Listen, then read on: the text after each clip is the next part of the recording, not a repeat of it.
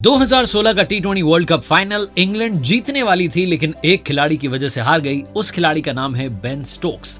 2022 का टी20 world cup का final England हारने वाली थी, लेकिन एक खिलाड़ी की वजह से जीत गई। उसका नाम है बेन स्टोक्स। ये कहानी 6 साल के लंबे संघर्ष की है। ये कहानी उस व्यक्ति की है जो जीरो से हीरो बन गया। मेरा नाम है आरजे कार्तिक। आप देख रहे हैं लर्निंग सीरीज सीखोगे नहीं तो जीतोगे कैसे। 3 अप्रैल 2016 का दिन था। इंडिया में कोलकाता का ईडन गार्डन, जहां टी20 वर्ल्ड कप का फाइनल हो रहा था, West Indies versus England. England को 6 गेंदों में 19 रन बचाने थे। कार्लोस ब्रेथवेट स्ट्राइक पर थे। इंग्लैंड के कप्तान ने गेंद सौंपी बेन स्टोक्स को और शुरुआत की 4 गेंदों में 4 छक्के लगे। और जो गेंदबाज था बेन स्टोक्स, वो वहीं पर मैदान में बैठ गए, सर पकड़ करके, आंखों में आंसू आ गए। आसपास खिलाड़ी आकर के उन्हें संभालने लगे। अब बात करते हैं 2022 के टी20 वर्ल्ड कप के फाइनल की, जिसमें मात्र 138 का टारगेट मिला था। पाकिस्तान के साथ मुकाबला था। इंग्लैंड के 2 विकेट चौथे ओवर में ही गिर गए थे। अब जो है बैटिंग पर उतरते हैं कौन? वो जिन्होंने की पूरे टूर्नामेंट में मात्र 58 रन बनाए, बेन स्टोक्स। बड़े मंच का बड़ा खिलाड़ी, और ये उस फाइनल मुकाबले में 49 गेंदों में 52 रन बनाते हैं और इंग्लैंड को टी20 वर्ल्ड कप जिता देते हैं। तो ये कहानी जो जीरो से हीरो बनने की है, इसमें बहुत सारे चैलेंजेस हैं। आइए आपको बताता हूं बेन स्टोक्स के इस करियर से, उनकी इस लाइफ से कौन सी 5 बातें जो हम सीख सकते हैं। सबसे पहली बात जो बेन स्टोक्स के जीवन से सीखने को मिलती है, कभी भी पास्ट में मत रहिए, जो है वो आज में है, आज में जीना शुरू कीजिए। बेन स्टोक्स के जीवन में एक ऐसा डरावना किस्सा उनके जीवन के शुरुआत में आया, इनफैक्ट उनके पैदा होने से पहले हुआ, जिसने पूरे परिवार को हिला के रख दिया था। बेन स्टोक्स की जो माँ हैं डेब, उनकी पहली शादी हुई थी रिचर्ड डन से। रिचर्ड डन और डेब के 2 बच्चे थे। इनका तलाक हो चुका था। तलाक के बाद में एक दिन रिचर्ड डन जो है वो घर में आते हैं, बच्चों को मार देते हैं और खुद को भी गोली मार लेते हैं। डेब जो थी वो उदास रहने लगी थी। तब उनके जीवन में गेरार्ड स्टोक्स की एंट्री होती है और गेरार्ड स्टोक्स उन्हें कंसोल करते हैं, उन्हें जीवन में संभालते हैं। बाद में इन दोनों की शादी होती है और फिर बेन स्टोक्स का जन्म होता है। इनके माता पिता जो थे वो न्यूजीलैंड में रहते थे, लेकिन न्यूजीलैंड छोड़ करके इंग्लैंड आ गए थे और फिर वहाँ से बेन स्टोक्स ने इंग्लैंड के लिए खेलना शुरू किया, क्रिकेट को फॉलो करना शुरू किया, क्योंकि इनकी माँ जो है डेब, वो क्रिकेट को बहुत पसंद करती थी। टी20 वर्ल्ड कप 2022 के तो हीरो हैं ही बेन स्टोक्स। 2019 का जो 50 ओवर्स का वर्ल्ड कप है, उसके भी हीरो बेन स्टोक्स हैं, जो बताते हैं कि उन्होंने अपने आप को उन पुरानी बातों में उलझा के नहीं रखा, जो है वो आज में आने वाले कल की तैयारी करते जीवन में आगे बढ़ते रहे। दूसरी बड़ी बात जो सिखाते हैं बेन स्टोक्स, वो है कि जीवन में हमेशा रिलायबल बनिए, विश्वसनीय बनिए।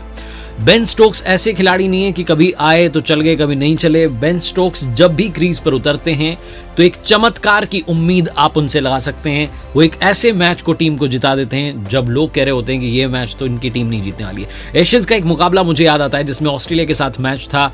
76 रन जो हैं वो जीतने के लिए चाहिए थे। 9 विकेट गिर चुके थे। आखिरी जो बैट्समैन थे जैक लीच 11वें नंबर पर खेलने के लिए आते हैं, तब तक नॉट आउट खेल रहे थे बेन स्टोक्स, और बेन स्टोक्स जैक लीच के साथ में 76 रन की पार्टनरशिप करते हैं और एशेज का वो मुकाबला इंग्लैंड को जिता देते हैं।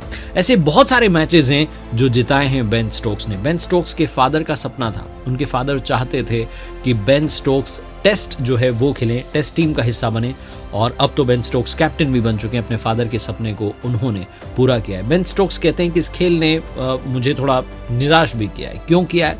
क्योंकि वो IPL खेल रहे थे और उस वक्त जब वो इंडिया में थे तब उनके पिता की डेथ हो गई। उस IPL के कमिटमेंट की वजह से वो उस वक्त वहाँ मौजूद नहीं थे अपने पिता के पास, तो उन्हें लगा कि इस खेल ने मुझे अपने पिता को नहीं देखने दिया, तो इसलिए वो थोड़ा इस खेल से भी गुस्सा हो गए थे। तीसरी बात जो बेन स्टोक्स सिखाते हैं, जीवन में सब कुछ हारना लेकिन जीने की उम्मीद मत हारना। बेन स्टोक्स के फादर, जैसे मैंने बताया कि वो टेस्ट खेलते हुए देखना चाहते थे बेन स्टोक्स को, और बेन स्टोक्स ने टेस्ट मैच खेले भी इंग्लैंड के लिए और अब तो कैप्टन भी हैं। जब वो कैप्टन थे तो पहले ही मुकाबले में कैप्टनसी करते हुए उन्होंने 100 लगाई थी और 100 लगाने के बाद में ड्रेसिंग रूम की तरफ उंगली मोड़ करके इशारा किया था। ये उन्होंने ट्रिब्यूट दिया था अपने फादर को।